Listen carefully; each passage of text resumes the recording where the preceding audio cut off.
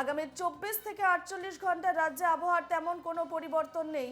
শহর কলকাতার সর্বনিম্ন তাপমাত্রা থাকবে 19 থেকে 20 ডিগ্রি সেলসিয়াসের মধ্যে। পশ্চিমের জেলাগুলিতে আরও নামতে পারে তাপমাত্রা, তবে এখনই জাঁকিয়ে শীত নয়, পূর্বাভাস হাওয়া অফিসের। এদিকে বঙ্গোপসাগরে ফের নিম্নচাপের পূর্বাভাস পাওয়া যাচ্ছে। এ নিয়ে আমরা বিস্তারিত জানবো। সরাসরি রয়েছেন আমাদের প্রতিনিধি পৃথা দাশগুপ্ত। পৃথা, যেমনটা জানা যাচ্ছে যে আগামী 24 থেকে 48 ঘন্টা রাজ্যে আবহাওয়ার তেমন কোনো পরিবর্তন নেই। শীত কোথায় অনুভূত হবে আগামী দিনগুলোতে, কি জানাচ্ছে আবহাওয়া অফিস?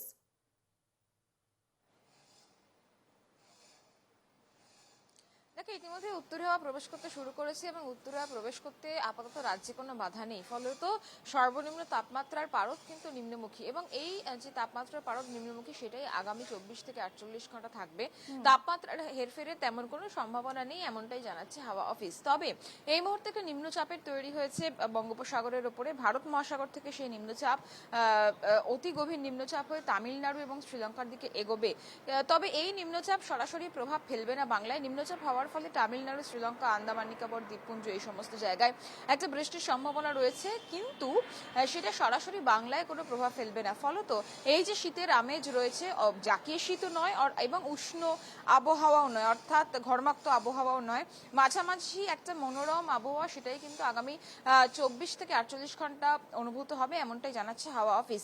পশ্চিমের জেলার ক্ষেত্রে তাপমাত্রার পারদ 15 ডিগ্রির নিচে থাকার সম্ভাবনা। গতকালই পুরুলিয়ায় 12 ডিগ্রি টেম্পারেচার তাপমাত্রা ছিল। বোলপুর থেকে শুরু করে মেদিনীপুর, 24 পরগনা, এই সমস্ত পশ্চিমাঞ্চলের যে সমস্ত জেলা রয়েছে সেখানে কিন্তু সর্বনিম্ন তাপমাত্রার পারদ 15 ডিগ্রির নিচে।